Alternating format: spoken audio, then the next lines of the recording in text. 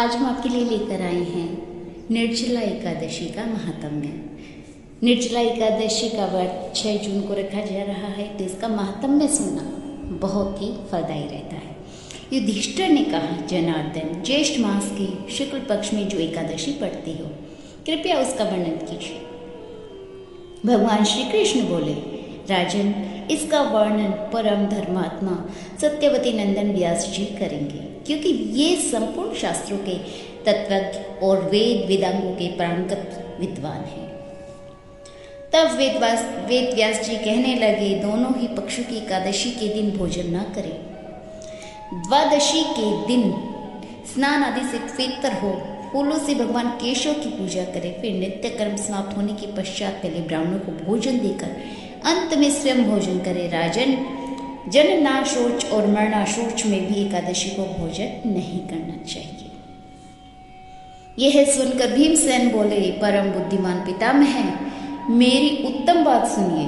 राजा युधिष्ठिर, माता कुंती, द्रौपदी, अर्जुन, नकुल और सहदेव ये एकादशी को कभी भोजन नहीं करते तथा मुझसे भी हमेशा यही कहते कि भीमसेन, तुम भी एकादशी को न खाया करो, किंतु मैं उन लोगों से यही कहता हूं कि मुझसे भूख नहीं सही जाएगी। भीमसेन की बात सुनकर व्यास जी ने कहा, यदि तुम्हें स्वर्गलोक की प्राप्ति अभीष्ट है और नरक को दूषित समझते हो, तो दोनों पक्षों की एकादशियों के दिन भोजन न करना। भीमसेन बोले, महाबुद्धिमान पितामह, मैं आपके सामने सच्ची बात कहता हूँ, एक बार भोजन करके भी मुझसे व्रत नहीं किया जा सकता, फिर उपवास करके तो मैं रह ही नहीं सकता हूँ। मेरे उदर में वृक्क नामक अग्नि सदा प्रज्वलित रहती है, अतः जब मैं बहुत अधिक खाता हूँ तभी यह शांत होती है। इसीलिए महामुने, मैं वर्ष भर में केवल एक ही उपवास कर सकता हूँ, जिससे स्वर्ग की प्राप्ति सुलभ हो और जिसके करने से मैं कल्याण का भागी हो सकूं। ऐसा कोई एक व्रत निश्चय करके बताइए, मैं उसका यथोचित रूप से पालन करूंगा।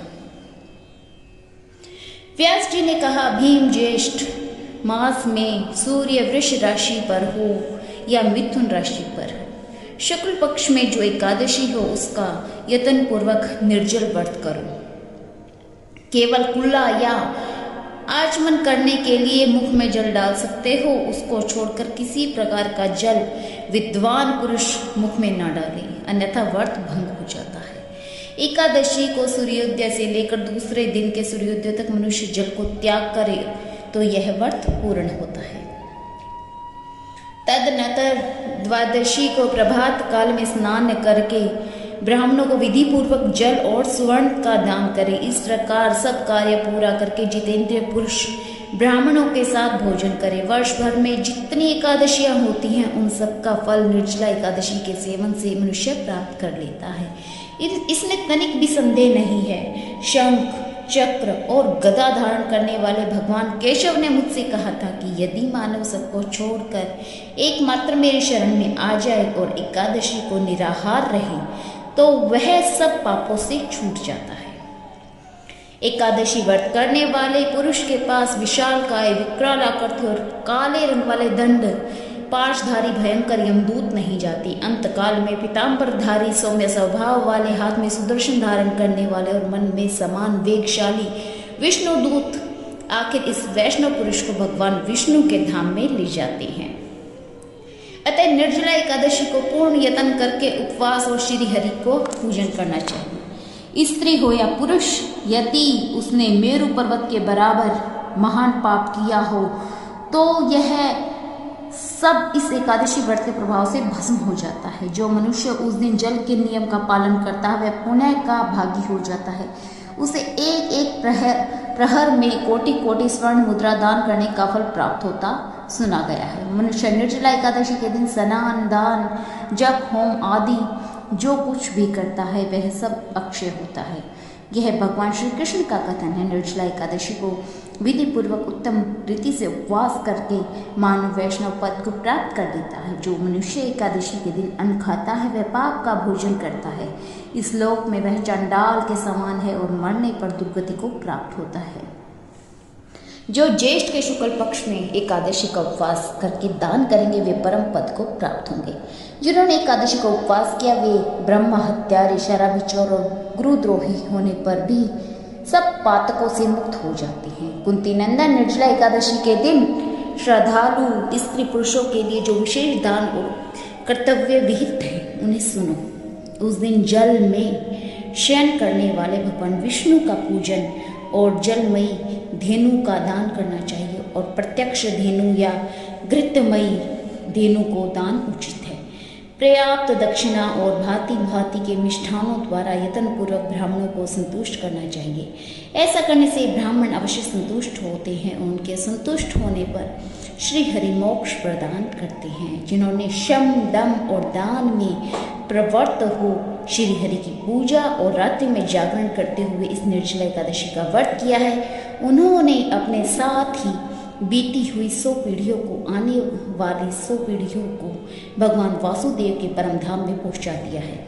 निर्जला एकादशी के दिन अन्न, वस्त्र, गो, जल, शैया, सुंदर आसन, कमंडल और छाता दान करनी चाहिए। जो श्रेष्ठ और सुपात्र ब्राह्मण को जूता दान करते हैं वह सोने के विमान पर बैठकर स्वर्गलोक में प्रतिष्ठित होता है। जो इस एकादशी की महिमा को भक्तिपूर्वक सुनता है, उसका वर्णन करता है, वह स्वर्गलोक में जाता है।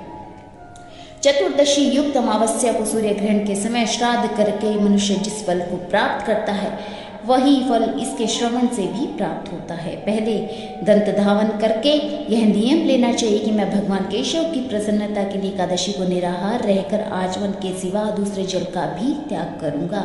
द्वादशी को देवेश्वर भगवान विष्णु का पूजन करना चाहिए। गंध, धूप, पुष्प और सुंदर वस्त्र से विधि पूर्वक पूजन करके जल के घड़े के दान का संकल्प करते हुए निम्नांकित मंत्र का उच्चारण करना चाहिए। देव देव ऋषिकेश संसारण वातारक उद्द कुंभ प्रदानेने नय मां प्रमां गतिम। संसार सागर में तारने वाले हे देव देव ऋषिकेश, इस जल के घड़े का दान करने से आप मुझे परम गति को प्राप्त कराइए। भीमसेन ज्येष्ठ मास में शुक्ल पक्ष की जो शुभ एकादशी होती है उसका निर्जल व्रत करना चाहिए। उसी दिन श्रेष्ठ ब्राह्मणों को शक्कर के साथ जल के घड़े दान करने चाहिए। ऐसा करने से मनुष्य भगवान विष्णु के समीप पहुंचकर आनंद का अनुभव करता है। तत्पश्चात द्वादशी को ब्राह्मण भोजन कराने के बाद स्वयं भोजन करना चाहिए। जो इस प्रकार पूर्ण रूप से पाप नाशिनी एकादशी का व्रत करता है वह सब पापों से मुक्त हो जाता है और आनंदमय को प्राप्त होता है। यह सुनकर भीमसेन ने इस शुभ एकादशी का व्रत आरंभ कर दिया। तब से यह लोक में पांडव द्वादशी के नाम से भी विख्यात हुई है और भीमसेन एकादशी के नाम से भी विख्यात हुई है। जय श्री राम, जय श्री हरि।